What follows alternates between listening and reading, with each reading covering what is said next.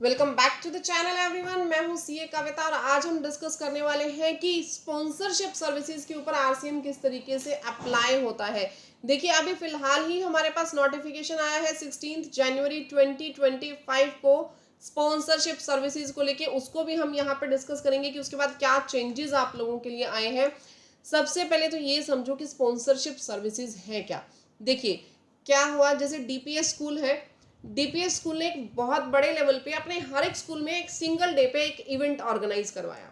ठीक है, एक एक सेम डे पे अपने सभी स्कूल्स में जितनी भी ब्रांचेज हैं ऑल ओवर इंडिया, उनके अंदर एक इवेंट ऑर्गेनाइज किया। Whether it can be annual function और कोई भी इवेंट आप मान के चलो, वो ऑर्गेनाइज किया। और वो जो इवेंट है उसको किसने किया? अंबानी साहब ने उसको स्पॉन्सरशिप कर दिया। अंबानी साहब ने बोला कि ठीक है, सारा खर्चा मैं उठाऊंगा, I will pay all the expenses. और ही कैन से कि मैं आपको 50 लाख रुपीज प्रोवाइड करूंगा, इसको मैं स्पॉन्सर कर रहा हूँ और एक फिक्स्ड अमाउंट आपको दूंगा 50 लाख रुपए। ठीक है, इसके बदले में आपको क्या करना है, हर जगह मेरे होर्डिंग्स होने चाहिए, आपके फंक्शन में हर जगह हमारे रिलायंस कंपनी के बोर्ड लगे होने चाहिए, दिखना चाहिए सबको रिलायंस का नाम वहां पे, हर जगह जियो का बोर्ड होना चाहिए। तो वो क्या कर रहे हैं, इसके बदले में एडवर्टाइजमेंट कर रहे हैं। डीपीएस क्या दे रहे हैं, एक तरीके से उनकी एडवर्टाइजमेंट कर रहा है अपने इवेंट के अंदर, प्रमोशन कर रहा है। ठीक है, इसको हम क्या कहते हैं, स्पॉन्सरशिप सर्विसेज। जिसके बदले में अंबानी जी उनको क्या दे रहे हैं, पैसा दे रहे हैं। ठीक है, उस इवेंट को ऑर्गेनाइज कर रहे हैं। यहां तक बात क्लियर हो गई आप लोगों को। अब ध्यान से सुनो, पहले क्या होता था कि कोई भी सर्विसेज अगर प्रोवाइड की जाती हैं, स्पॉन्सरशिप सर्विसेज की, किसको? किसी भी बॉडी कॉरपोरेट को या फिर पार्टनरशिप फर्म को। अगर आप सर्विसेज प्रोवाइड कर रहे हो किसी भी बॉडी कॉरपोरेट को या फिर पार्टनरशिप फर्म को, तो वहां पे आरसीएम लग जाता था। अगर कोई भी पर्सन उसको सर्विसेज प्रोवाइड करता था तो। ठीक है, पहले क्या था कि अगर कोई भी person, any person, if any person is providing services to any body corporate और पार्टनरशिप फर्म इंक्लूडिंग एलएलपी, ध्यान रखिएगा पार्टनरशिप फर्म में एलएलपी इंक्लूड होती है। ठीक है, इंक्लूडिंग एलएलपी, अगर इनको कोई भी स्पॉन्सरशिप सर्विसेज देते थे तो आरसीएम में जीएसटी लगता था। बट अब 16 जनवरी 2025 को नोटिफिकेशन आया, उसमें क्या बोला गया कि any person other than body corporate कर दो। कोई भी person other than body corporate, यहां एनी पर्सन की जगह क्या आ जाएगा, any person other than body corporate, अगर वो सर्विसेज देता है, किसकी? Sponsorship services. किसको? बॉडी कॉर्पोरेट को या फिर पार्टनरशिप फर्म को, which is located in taxable territory, तो ही आपके पास आरसीएम लगेगा, अदरवाइज नहीं लगेगा। ठीक है, कंडीशन देखो क्या हुई, क्या हुई कंडीशन, यहां पे देखो हम, एक तो आपके पास क्या होना चाहिए, सर्विसेज प्रोवाइड की गई हो, कौन सी? स्पॉन्सरशिप सर्विसेज दी गई हो।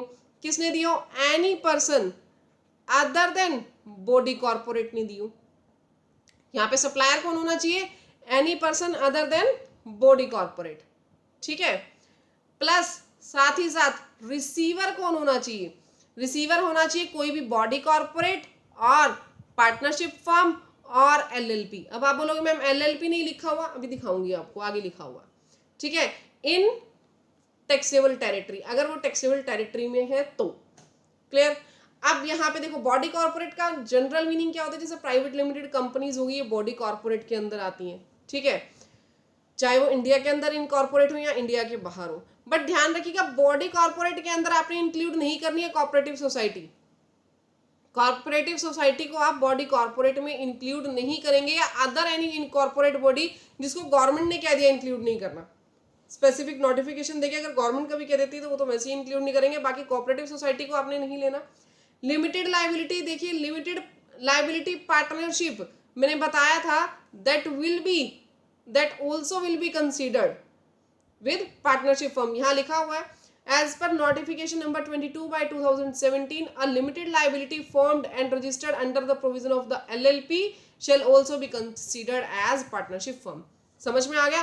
तो यानी एलएलपी प्लस में बॉडी कॉर्पोरेट प्लस में पार्टनरशिप फर्म को अगर सर्विसेज मिली, किसके थ्रू मिली? Any person other than body corporate से मिली। मैं बार बार याद करवा रही हूँ आप लोगों को, देखो बहुत इंपॉर्टेंट है ये चीजें, थ्योरेटिकल कंसेप्ट हर जगह इंपॉर्टेंट है, तो इनको समझ के चलो, ठीक है। ये हमारे पास चेंज कब आया, 16 जनवरी को। लेकिन पहले वाला भी आपको पता होना चाहिए, अगर किसी क्लाइंट के ऊपर कोई भी केस लग गया है, कुछ भी है, तो आपको ध्यान रखना है कि पहले जो प्रोविजन था वो ये था एनी पर्सन, कोई भी पर्सन अगर सर्विसेज दे रहा है बॉडी कॉर्पोरेट को, एलएलपी को, पार्टनरशिप फर्म को, तो वहां पे आरसीएम लगता था। बट 16 जनवरी 2025 के बाद से any person other than body corporate word वहां पे हो गया, ठीक है। अब इसमें क्या है, इसमें कुछ एक ना एग्जम्पशंस प्रोवाइड की गई हैं, ठीक है। इसमें कुछ एक एग्जम्पशंस प्रोवाइड की गई हैं स्पॉन्सरशिप सर्विसेज को लेके। सबसे पहले तो नेशनल स्पोर्ट्स फेडरेशन और इट्स एफिलिएटेड फेडरेशंस, कोई भी नेशनल स्पोर्ट्स फेडरेशन है जहाँ पे इंडिविजुअल्स रिप्रेजेंट कर रहे हैं या टीम्स रिप्रेजेंट कर रही हैं अपनी डिस्ट्रिक्ट को, स्टेट को, जोन को या फिर कंट्री को।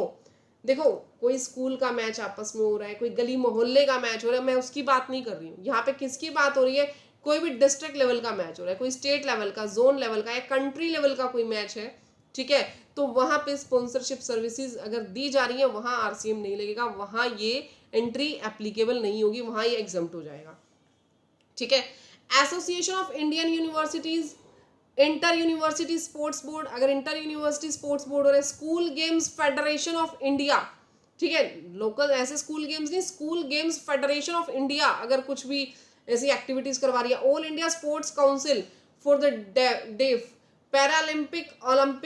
पैरालंपिक कमेटी ऑफ इंडिया और स्पेशल ओलंपिक भारत, अगर ये कोई भी सर्विसेज प्रोवाइड कर रहे हैं स्पॉन्सरशिप सर्विसेज, तो यहाँ पे जीएसटी नहीं लगेगा, एग्जम्प्ट है ये। सेंट्रल सिविल सर्विसेज, कल्चरल और स्पोर्ट्स बोर्ड, ठीक है, ये लोग कोई इवेंट ऑर्गेनाइज कर रहे हैं, एग्जम्प्ट है। National games by Indian Olympic association, exempt है। अंडर द पंचायत युवा क्रीड़ा और खेल अभियान, ये एक इनमें सबसे छोटे लेवल का जो है, मतलब हम ये कह सकते हैं कि पंचायती लेवल पे पंचायत युवा क्रीड़ा और खेल अभियान, अगर इन्होंने भी कोई स्पॉन्सरशिप, कोई भी ऐसा ऑर्गेनाइज किया इवेंट, तो यहाँ पे भी एग्जम्पशन मिलेगी, इसके ऊपर टैक्स नहीं लगेगा, ठीक है गाइज। तो बॉडी कॉर्पोरेट और आपने ध्यान रखना, any person other than body corporate ने अगर स्पॉन्सरशिप सर्विसेज प्रोवाइड की हैं, ठीक है, किसको, बॉडी कॉर्पोरेट को, एलएलपी को या फिर पार्टनरशिप फर्म को, तो आरसीएम एप्लीकेबल होगा, अदरवाइज आरसीएम एप्लीकेबल नहीं होगा। ये कुछ एक एग्जम्पशंस थी जो मैंने आप लोगों को बता दी। अदर आरसीएम की वीडियोस भी मैंने बना के डाली हुई है, सेम प्लेलिस्ट आप लोगों को मैंने दे रखी है। जीएसटी का कंप्लीट कोर्स हम लोग करवा रहे हैं, साथ ही साथ अब अकाउंटिंग का भी मैं स्टार्ट करने जा रही हूँ। तो अगर आपको मेरी ये वीडियोस अच्छी लग रही है गाइस, तो वीडियो को लाइक, चैनल को सब्सक्राइब कर दीजिएगा, नोटिफिकेशन के बटन पे जरूर क्लिक कर दीजिएगा। अगर आप चाहते हैं कि मैं और किसी टॉपिक पे वीडियो बनाऊं जो आप लोगों के लिए टॉपिक इंपॉर्टेंट है या जिसमें आपको कंफ्यूजन है, मुझे डालिए, कमेंट बॉक्स में बताइए, मैं जरूर उसके ऊपर कोशिश करूंगी वीडियो बनाने की। मिलते हैं गाइज नेक्स्ट वीडियो में, तब तक के लिए thank you, bye bye, take care everyone.